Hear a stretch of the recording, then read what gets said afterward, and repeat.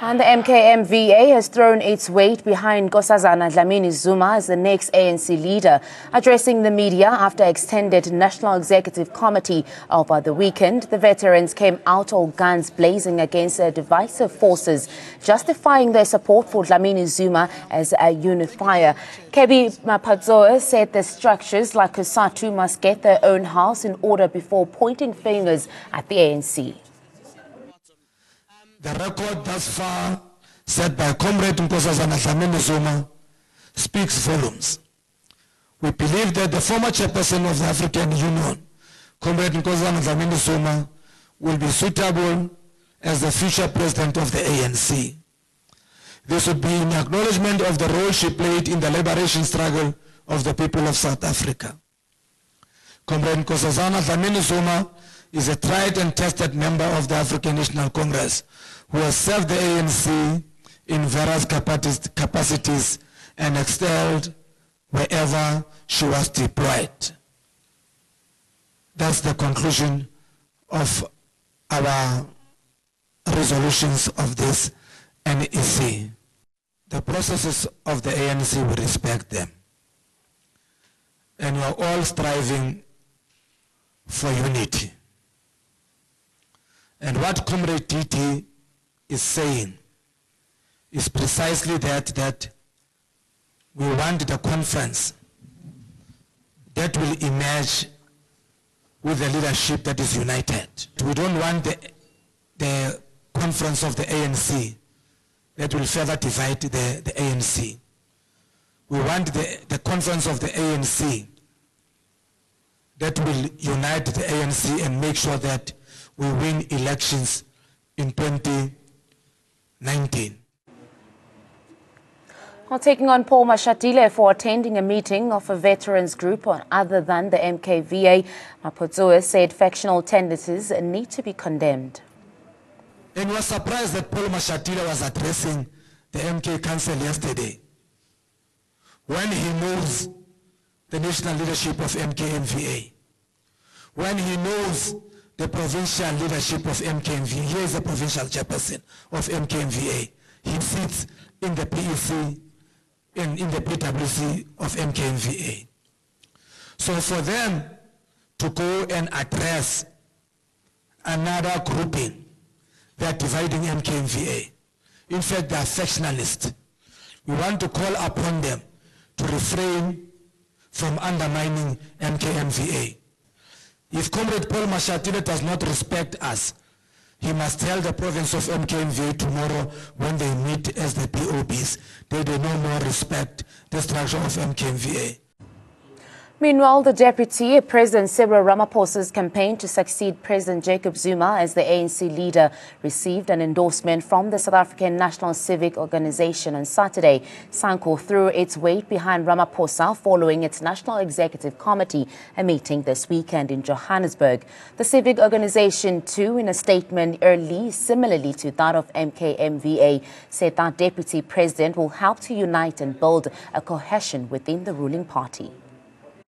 Furthermore, we trust the experience and capabilities of Comrade Cyril Ramaphosa has in the presidential office, which can benefit our movement and the society at large. This is the view we hold. As a matter of urgency, we shall engage and persuade the leadership of the ANC on such. The choice of the political leadership of a country, especially the head of state, has to be informed by the key competencies required to run a country, the strategic goals and vision of the type of society envisaged, a view that it is important for the ANC to emerge with a leadership collective that will see the revolutionary movement that will regain the lost ground seen in August 2016. Believing that the ANC need to emerge with a united, strong ANC leadership that will be inclusive of all leaders with impeccable revolutionary consciousness, young women and men of high moral standard or standing. SANCO supports the ANC as the leader of society and the alliance. As SANCO, we reaffirm our overwhelming support to the African National Congress as a leader of the alliance and society. We continue to understand the character of the ANC within the alliance and the society at large as that of a mass liberation movement. Can SANCO's proposed top six forge the much-needed unity in the party? The list has a representation from two alleged factions of the party. The civic organization list include Cyril Ramaphosa, followed by Nkosazana Dlamini-Zuma, Zweli Mkhize, Ace Magashule, Didi Mabuza, and Paul Mashatile. With two more opinion makers making the stance public, let's see who stands where in the battle for the ANC succession. SANCO has endorsed Cyril Ramaphosa, and so have a tripartite alliance partners COSATU and SACP. Backing Nkosazana Dlamini-Zuma are the ANC Women's League and the ANC Youth League. At first, not backed a women's candidate, but later said they would come up with a revolutionary candidate. And now the MKMVA too has thrown its weight behind the former African Union chairperson. And joining me is Kumbuzo Mpanza of SANCO General Secretary, and also I have KB Mapotsue of MKMVA, a chairperson. Also we have Tepo Khadima, who's a political analyst. I'm going to start with Mr. KB Mapotsue. Now, sir, do you think that even before the actual process of the ANC succession, it has begun, the announcement of support for respective candidates is making things a marker of the ruling party? Look, at our NEC that was held from Friday up to today, the NEC of MKMVA reflected on the upcoming conference of the African National Congress and came to a conclusion that the preferred candidate that will be lobbied for is Comrade Nkosazana. And once the ANC has opened the processes of the nomination, we have analyzed the performance of Comrade Nkosazana Dlamini-Zuma.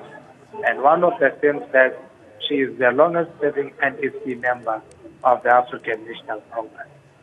Secondly is that wherever she was deployed in government, she performed very well. She was also deployed by the NEC of the ANC to resolve the local government elections complaints. And the Nkosazana Commission came out very strongly in addressing the complaints of the branches. And branches of the ANC were happy about her recommendation. Lastly is that of the chairperson of the African Union. And you would remember that also Nkosazana Dlamini-Zuma, when we went to Polokwane in 2007, she was on the, whether we call it slate or preference of Thabo Mbeki. And after that conference, she accepted the outcome of the conference.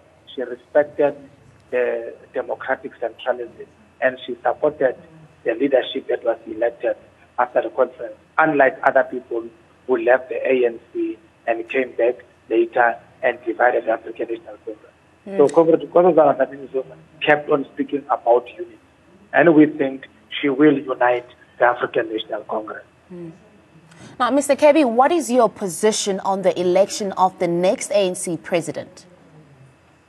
Look, our position is that the next elected president, we are saying again, is that our preference is Comrade Nkosazana Dlamini-Zuma. And we think that Comrade Nkosazana Dlamini-Zuma's first priority is to unite the African National Congress. But with the experience also that she has gained from the African Union, it is also to make sure that what we are talking about, the radical economic transformation, it is not theory, but it is implemented as a matter of agency. And Comrade Nkosazana fits very well in that capacity.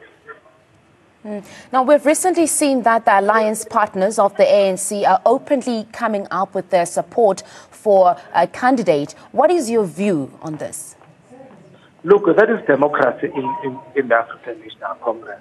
When the conferences come, it will allow all structures of the ANC to discuss and come out with their preferences.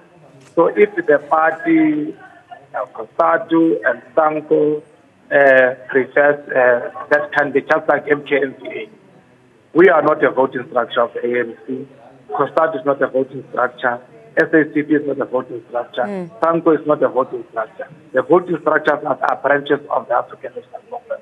So we are going to lobby very strong the branches of the ANC to support our preferred view and candidate of supporting Dlamini-Zuma. So their statement, just like ours, must be tested on the ground whether the branches of the African National Congress will support those views. Thank you so much, Mr. KB Motsuwa. We do appreciate your time. He is a chairperson of the MKMVA. And also joining me is Mr. Skhumbuzo Mpanza of SANCO General Secretary. Now, sir, the front runners of the succession of ANC, we have Cyril Ramaphosa and Nkosazana Dlamini-Zuma, themselves have not announced their candidature, but on ground, things are moving swiftly towards a position, or towards positioning them, or rather, are things on the ground moving swiftly towards positioning them?